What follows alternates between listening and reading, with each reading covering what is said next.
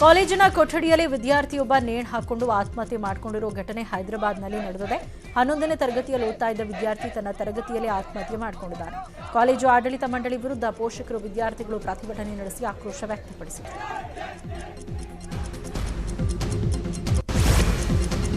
ಛತ್ತೀಸ್ಗಢದ ಕೊರ್ಬಾದಲ್ಲಿ ಆನೆಗಳು ಹೆದ್ದಾರಿಗೆ ಬಂದು ಪ್ರಯಾಣಿಕರಿಗೆ ಕಾಟ ಕೊಡ್ತಿವೆ. ಕೊರ್ಬಾ ಜಿಲ್ಲೆಯ ಅರಣ್ಯದಲ್ಲಿ ಆನೆಗಳ ಸಂಖ್ಯೆ ದಿನೇ ದಿನೇ ಹೆಚ್ಚಾಗ್ತಾ ಇದೆ.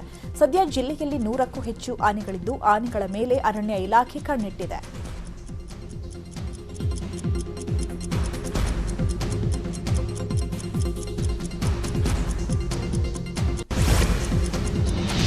ಹರಿಯಾಣ ಸರ್ಕಾರದ ವಿರುದ್ಧ ಜನರು ಸಿಡಿದಿದ್ದಾರೆ. ರಾಜ್ಯ ಸರ್ಕಾರದ ಈ ಟೆಂಡರ್ ನೀತಿಯನ್ನು ವಿರೋಧಿಸಿ ಹರಿಯಾಣದ ಪಂಚಕುಲದಲ್ಲಿ ಸಾವಿರಾರು ಜನರು ಸರ್ಕಾರದ ವಿರುದ್ಧ ಪ್ರತಿಭಟನೆ ನಡೆಸಿದರು.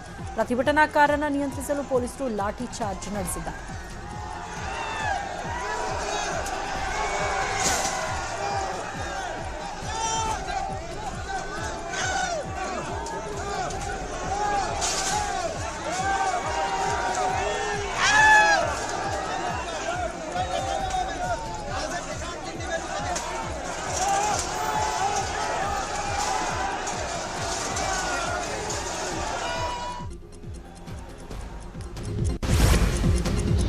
ಉತ್ತರ ಪ್ರದೇಶದಲ್ಲಿ ಮತ್ತೆ ಬುಲ್ಡೋಸರ್ ಆರ್ಭಟಿಸಿದೆ. ಉಮೇಶ್ ಪಾಲ್ ಕೊಲೆ ಪ್ರಕರಣದ ಪ್ರಮುಖ ಸಂಚುಕೋರ ಆತಿಕ್ ಅಹಮದ್ನ ಆಪ್ತ ಸಂಬಂಧಿಯೊಬ್ಬನ ಮನೆಯನ್ನು ಅಧಿಕಾರಿಗಳು ಬುಲ್ಡೋಸರ್ನಿಂದ ಧ್ವಂಸ ಮಾಡಿದ್ದಾರೆ.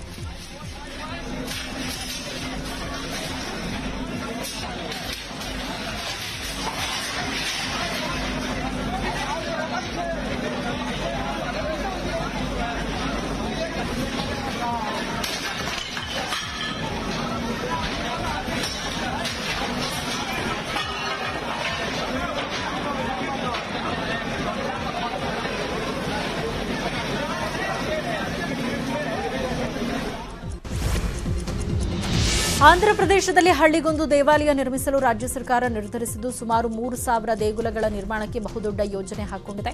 ಹಿಂದೂಗಳ ಧಾರ್ಮಿಕ ನಂಬಿಕೆಗಳ ರಕ್ಷಣೆ ಮತ್ತು ಪ್ರಚಾರಕ್ಕಾಗಿ ಸಿಎಂ ವೈಎಸ್ ಜಗನ್ ಮೋಹನ್ ರೆಡ್ಡಿ ಅವರ ನಿರ್ದೇಶನದಂತೆ ರಾಜ್ಯ ಸರ್ಕಾರ ಈ ಯೋಜನೆ ಕೈಗೊಂಡಿದೆ ಅಂತ ಉಪಮುಖ್ಯಮಂತ್ರಿ ಕೊಟ್ಟು ಸತ್ಯನಾರಾಯಣ ತಿಳಿಸಿದ್ದಾರೆ.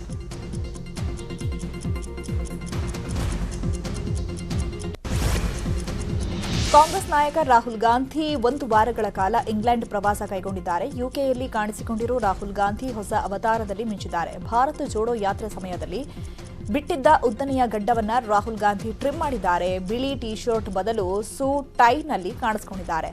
ರಾಹುಲ್ ಗಾಂಧಿಯ ಹೊಸ ಲುಕ್ನ ಫೋಟೋಗಳು ಸಾಮಾಜಿಕ ಜಾಲತಾಣಗಳಲ್ಲಿ ವೈರಲ್ ಆಗಿವೆ.